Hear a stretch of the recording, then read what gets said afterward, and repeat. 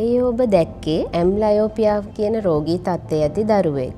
එයත් දරුවන් අතර දැකිය හැකි තවත් අක්ෂි ආබාධයක්. මෙයින් එක් ඇසක හෝ ඇස් දෙකෙහිම පෙනීම අඩු වෙන්නට පුළුවන්. මේ සිදුවන්නේ දෘෂ්ටිය පිළිබඳව සංවේදන හා මොළේ අතර ක්‍රියාකාරීත්වයේ අඩපණ වීමක් නිසායි.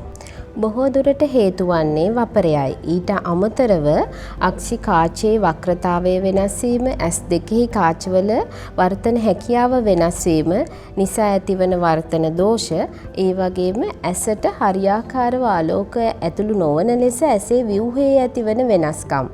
ඒ කියන්නේ ඇසේ ස්වච්ඡයේ ඇතිවන කැලැල්, ඇසේ සුද, ඇසිපියන් හරියට ඇරෙන්නේ නැති වුනහම මෙම තත්ත්වය ඇති වෙන්නට පුළුවන්. මෙහිදී දරුවාගේ එක් ඇසක් අනෙක් ඇසට වඩා හොඳින් පෙනෙන බව අවබෝධ කරගන්නට ඕනේ.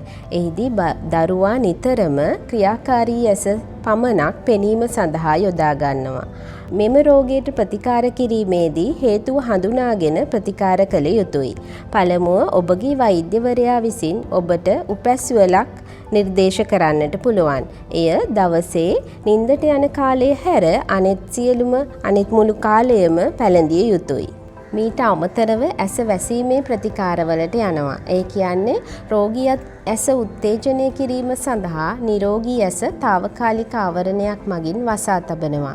ඇස් දෙකෙහිම ආබාධ ඇති වුනහම ඇස් දෙකටම මෙම ප්‍රතිකාර ක්‍රමය කළ යුතුයි. ඒ කියන්නේ දිනක් හැර දිනක් මාරුවෙන් මාරුවට ඇස් දෙකටම ප්‍රතිකාර කරන්නට ඕනේ.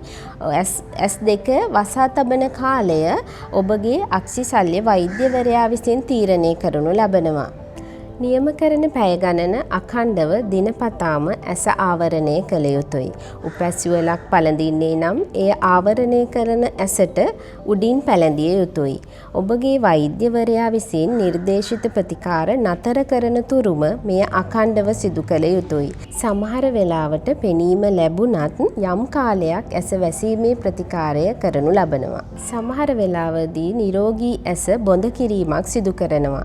ඒ වගේම හේතුන් වලට ප්‍රතිකාර කිරීමේදී ශල්‍ය කර්මවලට භාජනය වීමට සිදුවෙන්නට පුළුවන්.